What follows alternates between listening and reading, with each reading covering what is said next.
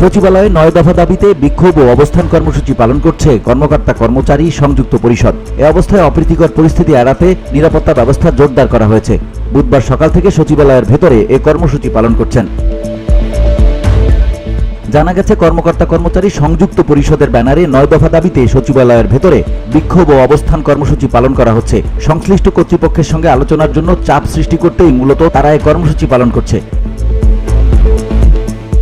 সবশেষ পাওয়া তথ্য অনুযায়ী সচিবালয়ে প্রবেশের পথ বন্ধ রাখা হয়েছে। এছাড়া এই কর্মসূচি ঘিরে সচিবালয় এলাকার নিরাপত্তা ব্যবস্থা জোরদার করা হয়েছে।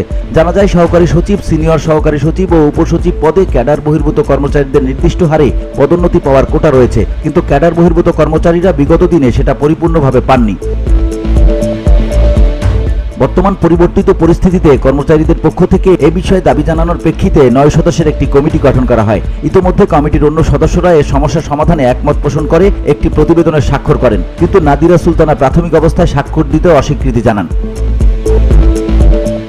গত মঙ্গলবার বিকেল 3টার দিকে জনপ্রশাসন মন্ত্রণালয়ের জিয়াউর রহমান সহ কয়েকজন কর্মচারী ডক্টর নাদিরা সুলতানার স্বাক্ষর আনতে অর্থ মন্ত্রণালয়ে যান। তখন নাদিরা জিয়াউরের সঙ্গে অসৌজন্যমূলক আচরণ করলে এক পর্যায়ে জিয়া অজ্ঞান হয়ে যান, এমন অভিযোগ আসে। তারপর জিয়াকে প্রথমে সচিবালয়ের ক্লিনিকে নেওয়া হয়। সেখান থেকে তাকে রাজধানীর ফুলবাড়িয়ায় অবস্থিত কর্মচারী হাসপাতালে নেওয়া হয় এবং তার শারীরিক অবস্থার কিছুটা উন্নতি হয়। যুগ্ম সচিবের খারাপ আচরণের খবর ছড়িয়ে পড়লে সচিবালয়ের বিভিন্ন মন্ত্রণালয়ের কর্মচারীরা মঙ্গলবার জনপ্রশাসন মন্ত্রণালয়ের বারান্দায় গিয়ে ওই যুগ্ম সচিবের বিরুদ্ধে ব্যবস্থা নেওয়ার দাবিতে স্লোগান দিতে থাকেন। আজও তারা বিক্ষোভ করেছেন।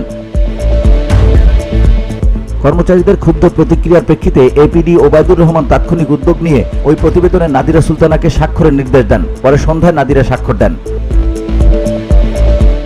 VOD Bangla news desk.